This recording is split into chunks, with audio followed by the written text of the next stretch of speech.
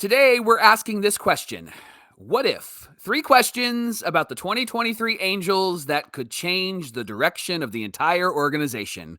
So, what if, Johnny? It's time to get locked on with Mike and John, and this is Locked On Angels. You are Locked On Angels, your daily Los Angeles Angels podcast. Part of the Locked On Podcast Network, your team every day. And thank you for making Locked On Angels your first listen of the day. Every show is free and available on all platforms like Apple Podcasts and Spotify. And the best way to help us out is by giving us a rate and a review. Our friend David just discovered that you can give a rate and a review on Apple Podcasts. We love David. And those watching on YouTube, make sure that you're subscribed and click that bell to be notified every time a new episode drops. Thanks for being here with us for this episode of Locked On Angels, where it's your team every day. You've got the Frisch Brothers here with you, a.k.a. the Super Halo Bros. My name is John, and that's my brother Mike. And my name is Mike, and that's my brother John. Hey, quick programming note. If you missed it yesterday, beginning next Monday, we'll be going down to 3 episodes a week through the offseason until pitchers and catchers report. So a little bit of a break for Mike and I for the holidays and just to relax a little bit. But we'll be here for you 3 times a week. And Johnny, can you give us an update on, are you on your deathbed still, or are you looking so much better? How's the COVID situation happening over there? Yeah, finally negative. Got a lot of rest today, so I feel refreshed, and I'm ready to go. Ready to go. You've held it together really well while being sick, so we appreciate that. Hey, we want to get into a conversation today just looking at 3 important points and 3 important factors that may or may not make a difference in 2023. So we're going to play a little game of what if, and our first topic, of course, is about good old Jo Adell, somebody that we're fans of, somebody that we're waiting to break out. We're waiting to see him break out, and we'd love to see him perform well. And we're asking the question, if Jo Adell can have a breakout year, what does that mean for the Halos? Yeah. What does that mean for his career as well? So let's start with that question. What if Jo Adell becomes the star that he has always been pegged to be? Mike, what do you got for us? I would love to see Jo Adell become the star that we've always expected him to be. And he's got all the star qualities, John. The guy can hit. He can hit for power. He's got passion for the game. He's got a flair for the dramatic and the dynamic, right? And we've seen bits and pieces of that. And so I would love to see Jo Adell become a star. So what if he does become a star? First question, Johnny, is how would he have to prove it? Would it be a spring training proving ground? Would it be somebody's injured? Or does Jo Adell become a star, just not for the Angels, but on another team because we've traded him away? What do you think? Well, I think having a great spring training is always a great start. And to make a case for yourself in spring training, I think is going to be something that Jo Adell needs to do and needs to do well. He's got to show that he belongs on this roster in 2023 if he wants to be on the major league club. And he's going to have some competition probably for the 4th outfielder spot with Mickey Moniak, somebody that people are excited about. He's a former number 1 pick. He just hasn't been able to put it all together. And of course, injuries have hampered his career through the years, even back with the Phillies. And to have Moniak and Adell on this team would mean that probably one of them will be a bench player and the other might start in AAA. Yeah. But that's good depth, I think, Mike. The fact that those are not your go-to guys to begin, I think it speaks well to the kind of outfield that we have shaping up for the Halos. We have a couple guys who can step into the outfield if needed. We've seen David Fletcher out there. We've seen Jared Walsh. We've seen Luis Rengifo out there. So it's not impossible to think that whoever ends up in AAA might not get the opportunity. So if Jo Adell wants to be on this major league club, he's got to have a strong spring training. If there is a unfortunate injury and he gets more playing time in the outfield, that's a great position to be in because he should be that person to come in and step up and step in.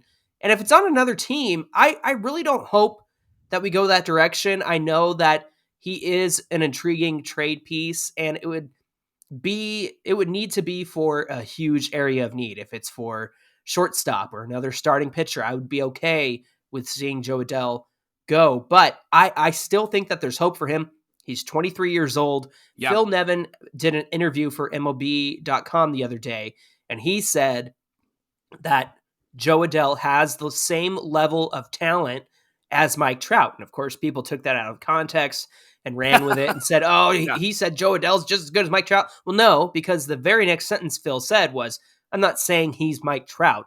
I'm saying that the skills are there. The tools are all there. It's a matter of Jo Adell putting it together. And I think that that speaks well of Joe. And it's Yeah. great to see that Phil Nevin has some confidence in Jo Adell.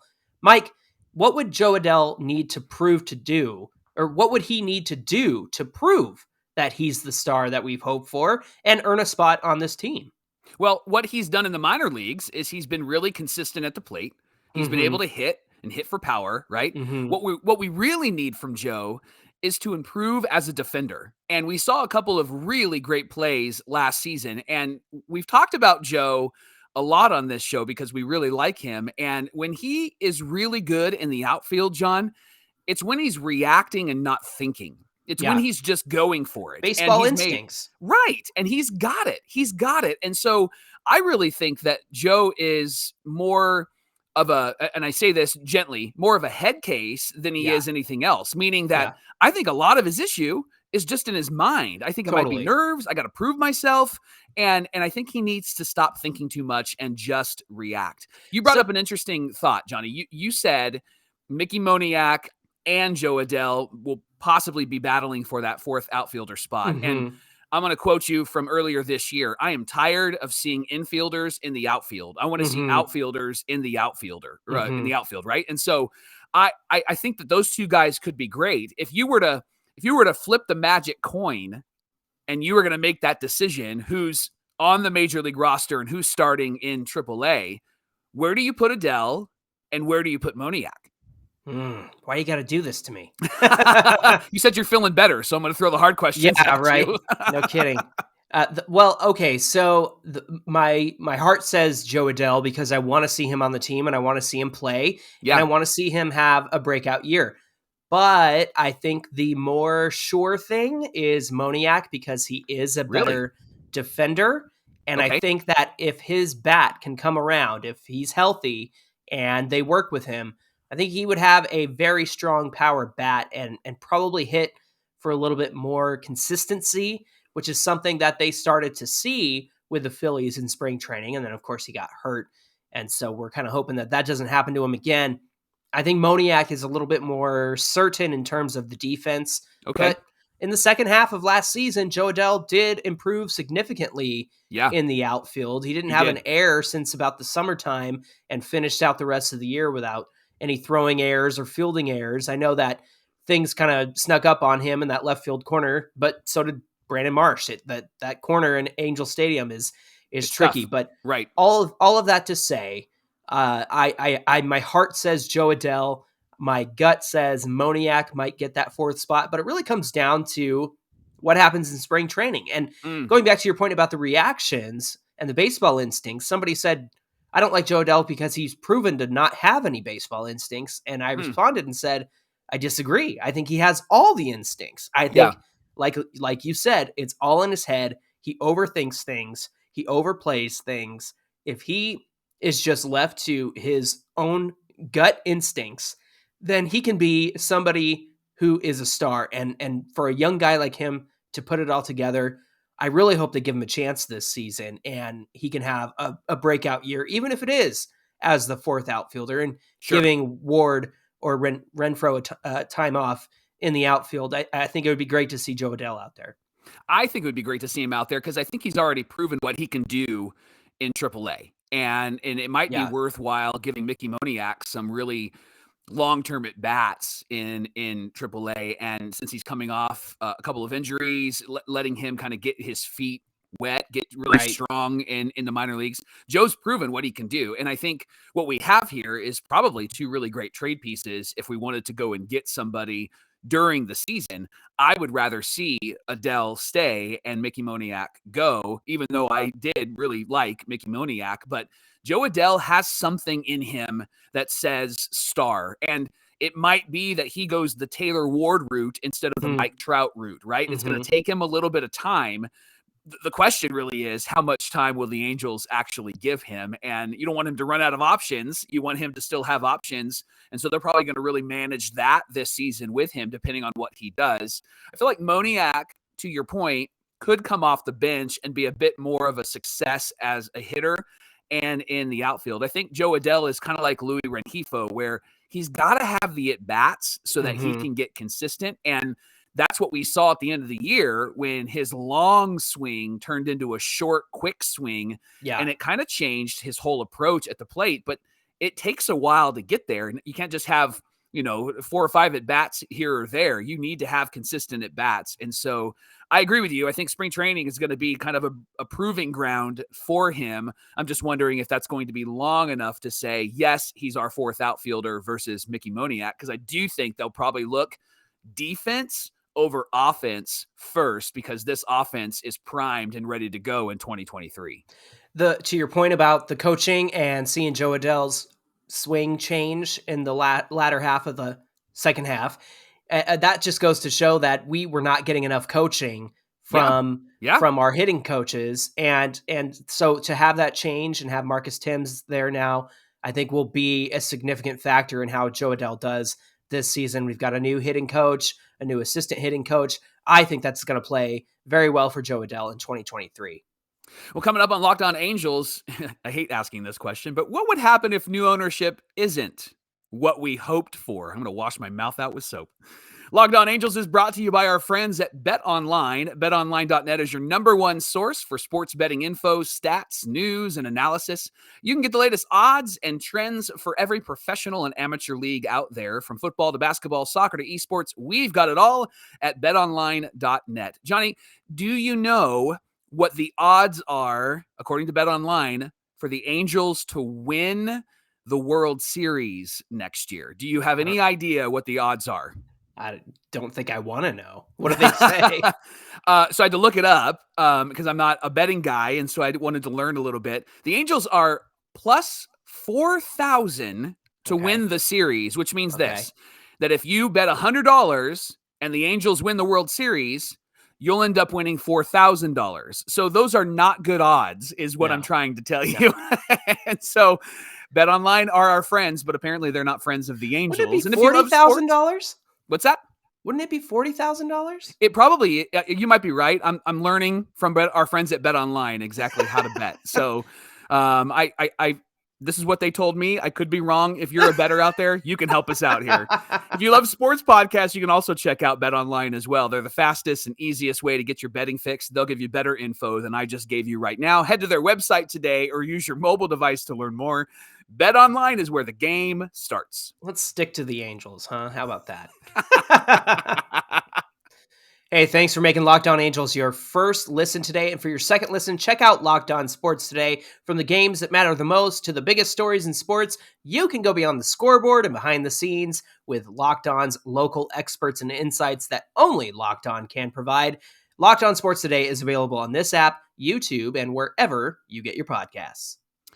We are asking what-if questions today about the 2023 Angels. And the second what-if question that we're asking is this. What if the team suffers through yet another injury-filled season? That could have a ripple effect on a lot of people, and we're focusing on 3. We're going to focus on Phil, Perry, and Ohtani. So, Johnny, if we have a losing season because of injuries, or there's a lot of injuries, it doesn't necessarily guarantee a losing season, but it does mean that we probably won't be as successful as we could be.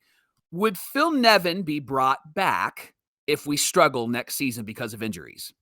I think with new ownership, they're going to want to come in and fix what's wrong. So this kind of ties into the next question. Would Perry still be GM if it's a losing season and new ownership comes in? Perry's got 1 year left on his contract as a GM.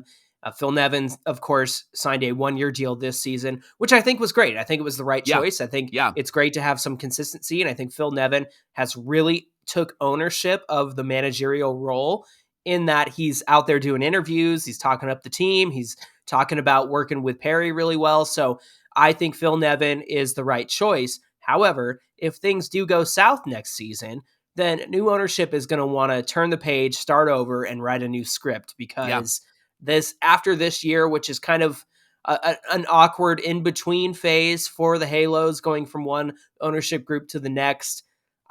And I will say the other thing is, if they are successful, I think Perry sticks around, and I think Phil Nevin sticks around. I think that Agreed. it really depends on what ownership sees in those two and how they operate this team.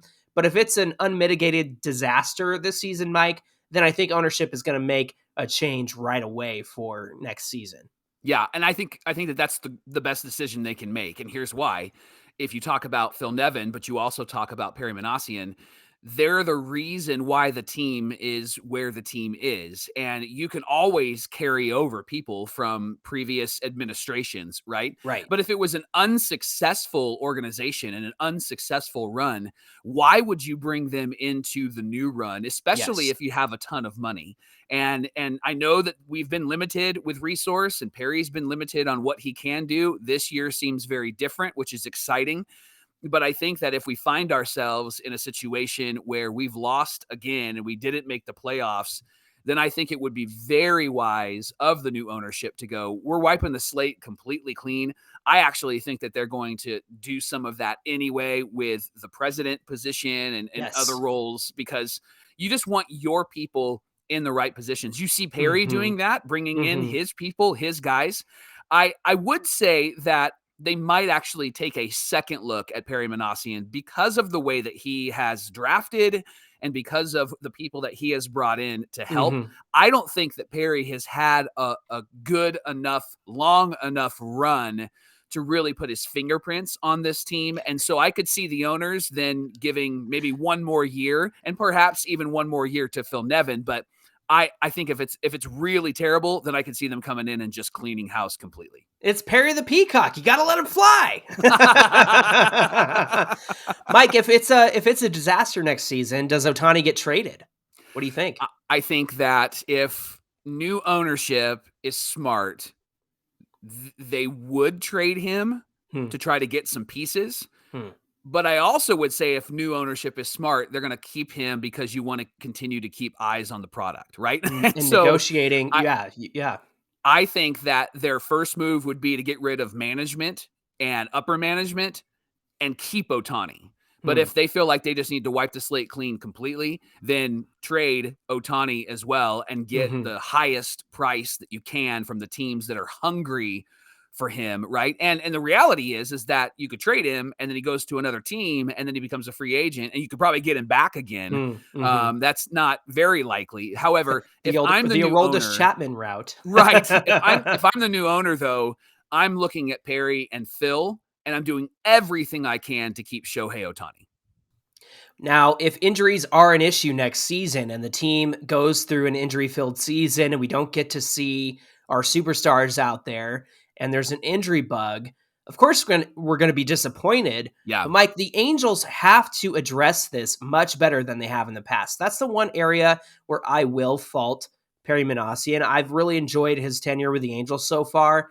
But if you look at 2021 and even 2022, I think was even worse because of how many injuries we had with Trout and Rendon gone, and then Walsh was hurt, and the guys that they brought in to fill out those spots. I mean, good grief. You had Franmil Reyes as an option. I know that the Cubs claimed him, and the Cubs actually had a higher claim to him because of the way their record was and the waiver wire was. But we've talked about this several times. When Mookie Betts went down and the Dodgers got Trace Thompson to fill in for him, look at what Trace Thompson did. That was striking gold right there. He became such an important piece of the Dodgers roster. And then we lose Anthony Rendon and we bring in Jonathan Villar, who was DFA'd from the Cubs, who were not very good. He was good in like 2017. And so you have this team that is not very good DFAing players, and then you go out and pick somebody up, and you're kind of hoping that you strike gold as well. But I just think it's super odd that we didn't do enough to replace the players who got hurt last season. And now Perry has addressed that with the depth that he secured this season. Right. I think Gio Urshela is a piece of depth. Hunter Renfroe is a great option there because we've talked about it. When David Fletcher and Luis Rengifo are your backups, when Jo Adell and Mickey Moniak are your backups and not your starters, then you're in a pretty good position. You're in a pretty good place. I know that pitching health has always been an issue with the Angels, but last year they were really consistent, other than Michael Lorenzen having a shoulder issue. But in that sense, you have plenty of pitching depth in the minor leagues that you can call up and give a try to as well. Sure. Yeah. So if it's another injury-filled season, knock on wood, knock on everything in the house, because you don't want that to happen again. Yeah. Perry's got to address it. Perry has to go out and fix it right away, especially this year when there's so much riding on the line. He can't sit on his hands and hope that somebody like Jonathan VR is going to be the solution, or Monte Harrison or Magneuris Sierra. I understand we had a lot of issues and injuries, but you've got to make a deal. You've got to make a trade. You've got to figure out the answer to the injury issue next season if they want to be successful. Let's continue with the what if questions, and we're going to focus on a two-parter in this one, John. We're going to talk about new ownership, and the first question is this: what if new ownership is an improvement? Of course, we are all wanting that. We are all asking for that. We're all praying for that, right? Like, we want this new ownership to be an improvement. And if they are an improvement, what does that mean for this organization? Is that a better product on the field? We're spending more money on players? Or do you see that actually having a ripple effect on other things like stadium improvements and things like that? So as you're thinking about that, quick note that I saw yesterday, the new mayor of Anaheim said, I feel like there's a fresh start that we could have with the Angels and with the Angel Stadium deal. So love that. Even with a new mayor and new ownership coming in, like, there's even kind of a fresh perspective of, hey, maybe we can work out a deal and not, lie and cheat and steal and pull an Eddie Guerrero. So I really think that there's a lot to this question. But Johnny, what your initial thoughts on, is this just a player thing, or is this more than a player thing? And are there things that you're thinking about that the new ownership as an improved group would benefit the Angels with? On the surface level, I think every fan would agree that spending on players is super important, and we can't be this team that flirts with the luxury tax threshold anymore. I mean, obviously the Mets are an example of a team that's going way beyond that. Yeah. We've seen the Dodgers go beyond that as well, and they're successful. The Dodgers have been successful because they spend on players, and they don't always spend on the free agents. They certainly do get their free agents, but also look at how many times they've paid Clayton Kershaw in his career. They keep bringing him back 1 year, seeing how it goes. But they paid him early on as well. So they're paying their superstars that they've raised up that are homegrown for the Dodgers. It gives incentive for homegrown talent to want to stay. And now the Angels are finally getting some of that homegrown talent, especially with our pitching rotation. And these are guys you're going to want to see stick around for a long, long time. Patrick Sandoval, Reed Detmers, those guys, you want them to stick around. Second, Mike, they have to invest in the minor leagues. They have to fix housing. They can't have 5 players to 1 bedroom or a basement or sharing 1 bathroom in a home. We've seen teams like the Kansas City Royals build their own condos and apartment complexes for their minor league players. And that's something that the Angels should be doing as well. And then you alluded to it, repairing the relationship with the city. There's no reason why the owners of the Ducks, the Samuelis, can have such a lovey-dovey relationship and get that fun business center and entertainment center happening, the OC vibe around the Honda Center, the Ponda Center, and have that be a thing. And Angels is still just, it is what it is. It's got the Grove there, and that's it. And we've had plans and ideas in our heads for a long time of what that area is going to look like. So for me, it's spending on the major league club. It's paying the up and coming players who deserve to get paid. It's investing in the minor leagues, whether that's data, analytics, the tools you need to help them improve, affordable housing, paying them well, treating them well, feeding them well so that they aren't having mental health issues about where they're going to get their next meal, or if they need to Uber on the side to pay for their life, and just take care of them. Because if you treat your minor league players well, they can focus on the game more. It seems like a really simple fact of life that if they're not worried about where their next meal is coming from, then they're going to focus on the game. They're going to get into the gym and work out, and they're going to work on their pitching and their hitting and their fielding. It just makes so much sense. It's like I can't understand why you wouldn't make that investment Right. to improve the future of your team. So for me, new ownership improving is all of those things that I just listed. That's some good meat there, John. Hey. All right. So second question is, what if new ownership isn't an improvement? What if it's Frank McCourt, or what if it's is the A's John Fisher? Right. I mean, what if it's somebody like that? Do you think that sinks the team? Do you think that attendance goes down? Do you think that longtime Angel fans like us and others, would we just disengage? I mean, this is like doomsday. It sounds terrible, but it is a potential, right? You just don't know what the new owners are going to be like, which may be the reason why there isn't any information being released, because there perhaps is a bit of a bidding war, and there's probably some conversations happening like, hey, what are you going to do with this team? And what would you want to see this team do? And how much are you going to commit to spending? And all of those questions that we are not privy to. So if new ownership isn't an improvement, John, is this the Titanic? Does this thing go down? Well, okay, let me give you an example here.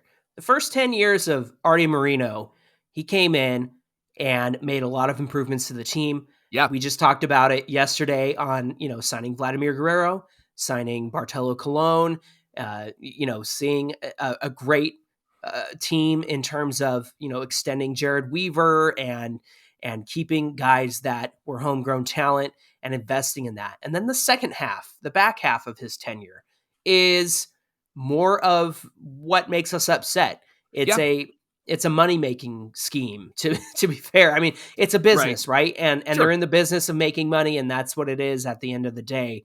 So we have to have an owner who cares about the fans, cares about the team. And I think Artie Moreno has through his whole 20 years. However, the second half shows that there was an emphasis on marketing and making money and making and earning a profit and turning a profit with this team, and still kind of spending money and sort of getting what we needed, but never quite fully making the investment we needed.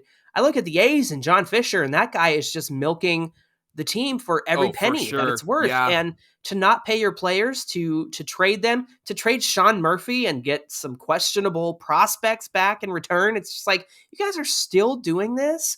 Good grief. And it's totally disengaged the A's fan base. If you're a Halo fan, and I know the A's are our rival, but please, if you address the situation about how they have no fans in the stands, don't blame the fans. It's all on the ownership. They're playing poor. They're crying poor. Moving to Vegas isn't going to help. It's just going to put more money in the ownership's pockets. Doesn't mean they're going to spend on a team. In fact, it means that they have to give less money to the city of Oakland if they end up going to Las Vegas.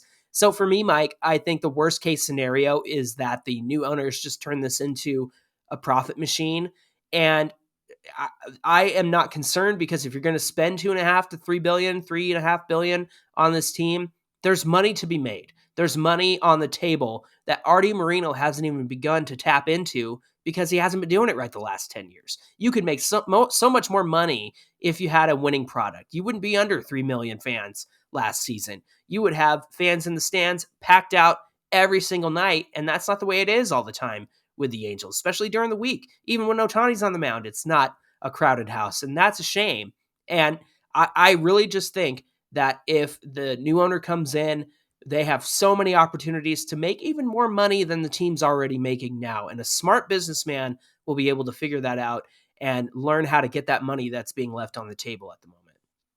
Well, thanks for making Locked On Angels your first listen today. Now, for your next listen, check out the Locked On Sports Today podcast. They're sharing some of the biggest stories, instant reactions, big game recaps, and just like Johnny gave us, the take of the day. So good. Helps you to be educated as a sports fan, a sports listener. They're available on the Odyssey app, YouTube, or wherever you get your podcasts. Be sure to give us a follow at Locked On Angels on Twitter and at Super Halo Bros on Twitter and Instagram, so you can keep up with the show, news and notes and insights and all the Angels news that you need. Hey, Mike, what do we have on deck for tomorrow's show? Well, Locked On Angel listener Ted has requested this topic for maybe the last 2 or 3 months, and we teased it out, and then the Angels had breaking news. So Yes. we're gonna commit to 80% doing this topic tomorrow on Locked On Angels. How clutch are the Angels' best hitters? We're gonna do our best to talk about that unless there's breaking news, but we plan on having this conversation, and we're looking forward to it. We hope you'll join us tomorrow on Locked On Angels. Man, I hope there's breaking news. We need some Yeah. excitement I would around love here, that. right? Give Some me a sort of break. trade or some sort of Yeah. move. I actually think that Seriously. that's going to be how we get another player. I don't think it's just going to be a signing. I think we get another pitcher and maybe a shortstop through some really great trades, and we're going to be over the moon excited about it. But what do you expect? We're the Super Halo Bros. We're excited about all the Angel moves, right? Right, exactly. Well, that's going to do it for this episode of Locked On Angels. Until tomorrow's show, my name is John, and that's my brother Mike. And my name is Mike, and that's my brother John. Thanks for being here with us. We look forward to talking with you again tomorrow.